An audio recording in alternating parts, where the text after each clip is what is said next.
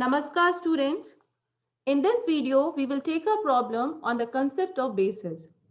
The problem is, let W be a subspace of R4 spanned by three vectors U1, U2 and U3. Here we have to find the basis and dimension of subspace W, which is spanned by these three vectors. And in the second one, we have to extend the basis of W. We are talking here about the basis which we have obtained in part 1.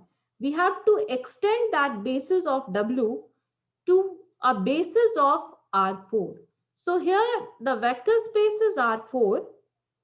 In this vector space R4, some subset S having three vectors U1, U2, U3 is given. So S is the subset whose cardinality is 3. S has three vectors. W is the subspace spanned by these three vectors, spanned by this set S. Clearly, W will be the subspace. So, firstly, we have to find the basis of W, and then with the help of that basis, we have to find out the basis of vector space R4. So, let us come to the problem. We have considered here the set S. This set has the same three vectors which are given in our problem. Clearly, this S is a subset of this vector space R4. And here we have considered this W. W is a subspace of R4 spanned by these three vectors U1, U2, and U3. So let us come to the first part in which we have to find the basis and dimension of W. For finding the basis and dimension of W, what we will be doing here, we will be defining here a matrix whose rows are actually the given three vectors. So we have considered here the matrix A, whose rows are these three vectors U1, U2, and U3. And then what we are writing here, W is what? W is the subspace spanned by this subset S. So W is the linear span of the subset S. And in other words, if I talk in terms of this matrix A, the row space of this matrix A will be the subspace generated by these three rows, which are actually these three vectors of this subset S. So we can say that this W is actually the row space of this matrix A. Now here, for finding the basis, we will be using two results. What are those two results? The first one is, we know that row equivalent matrices have same row space. So if we are applying any elementary transformation on this matrix A, we will be getting a new matrix which will be row equivalent to this one. And that new matrix will be having another set of rows.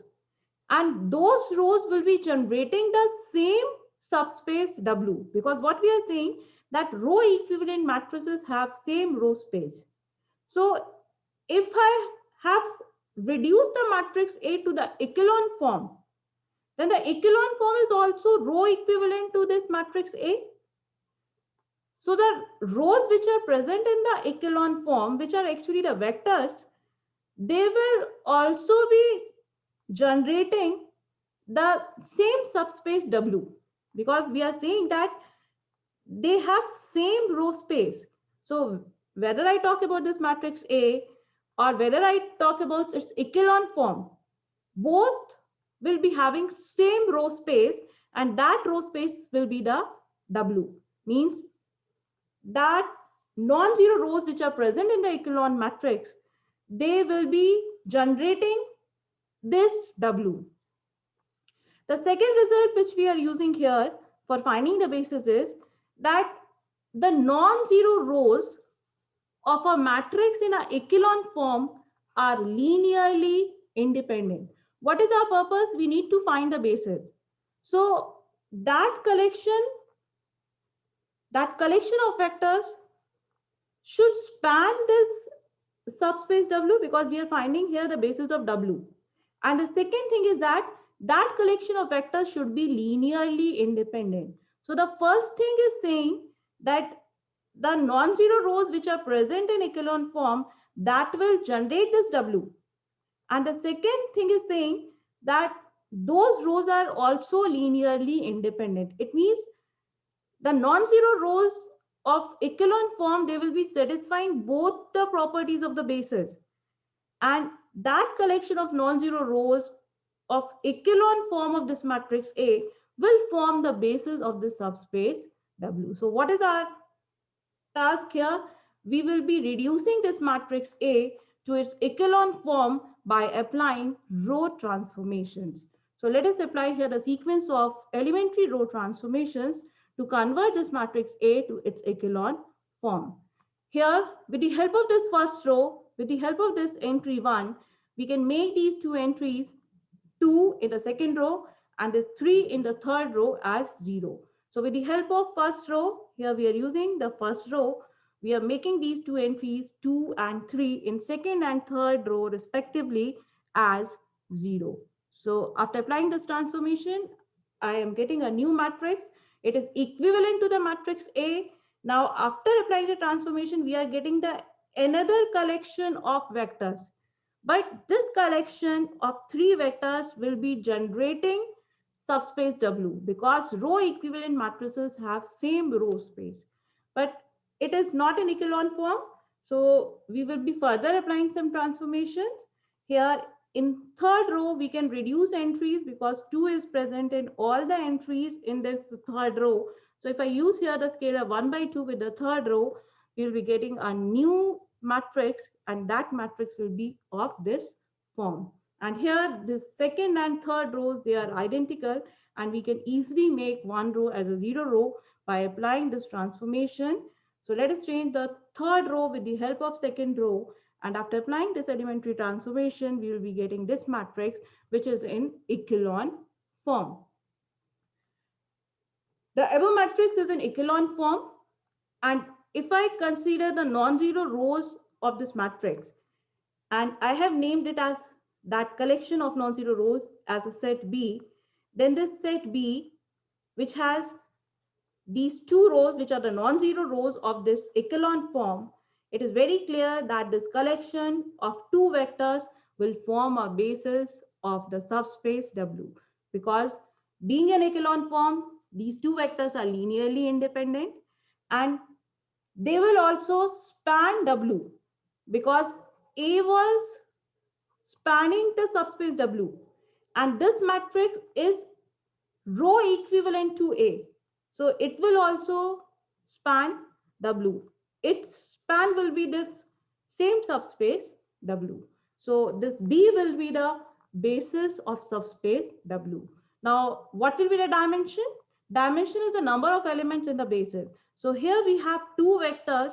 So the dimension of this subspace W is 2. Now let us come to the second part. In second part, we have to extend this obtained basis B of subspace W to the basis of vector space R4. We know that the dimension of R4 is 4. So in the basis of R4, there should be 4 vectors. So how many more vectors we need to add in this obtained basis B of subspace W? Yes, it will be 2 vectors. So here 2 vectors we already have and 2 vectors we have to add. Now the question is, what 2 vectors will be added? We have to add such 2 vectors such that the set of 4 vectors, 2 vectors we have already, 2 vectors we will be adding, such that the set of 4 vectors is linearly independent. So for finding that which vectors we can add here, we will be going through the usual basis of this vector space R4. And if I write down the usual basis of R4, if I name it as say B asterisk, then that usual basis has 4 vectors. And what are those 4 vectors? The first vector has first component as 1 and all other component as 0. The second vector of this usual basis of R4 has second component as 1 and all other components as 0. Third, third vector has third component as 1 and all other components as 0. And the last vector in this usual basis has its fourth component as 1 and all other components as 0. And this collection of 4 vectors is a usual basis of R4. Dimension, we can see here that the dimension is 4. Now, from this usual basis, we will be considering 2 vectors and we will be adding those 2 vectors in this basis B. Now, which 2 vectors we will be considering? While considering 2 vectors, just keep this thing in your mind that the set of 4 vectors should be linearly independent. So we will be considering such 2 vectors of this usual basis so that the matrix, if I am writing from the resulting set of 4 vectors, that matrix should be in echelon form. Because if the matrix is in echelon form, it means that those rows, those vectors are linearly independent. And if I consider these 2 vectors, and if I check for the matrix with the help of these 4 vectors, what are those 4 vectors? 2 vectors are these vectors which are present in this set B. These are 1, minus 2, 5, minus 3. We are having these vectors. And then let us consider these 2 vectors from the usual basis, 0, 0, 1, 0. And the last vector, last row will be this last vector in this usual basis, which is 0, 0, 0, 1. And see here, this matrix is in echelon form. It means these 4 vectors are linearly independent. And that collection of these 4 vectors will form a basis. So the same thing we are doing here. This set B, which is actually the basis of this subspace W, is extended by including 2 vectors. Why we are adding 2 vectors? Because we know that the dimension of R4 is 4. And what are those 2 vectors which we are adding? They are from this usual basis, these 2 vectors 0, 0, 1, 0, 0, 0, 0, 1. So the basis of R4 will be of this form. These are 2 vectors which are present in the basis of the subspace W also. And these 2 vectors we have taken from the usual basis of R4. So in this way, we can extend the basis of any subspace to find the basis of the vector space V. So thank you. Have a nice day.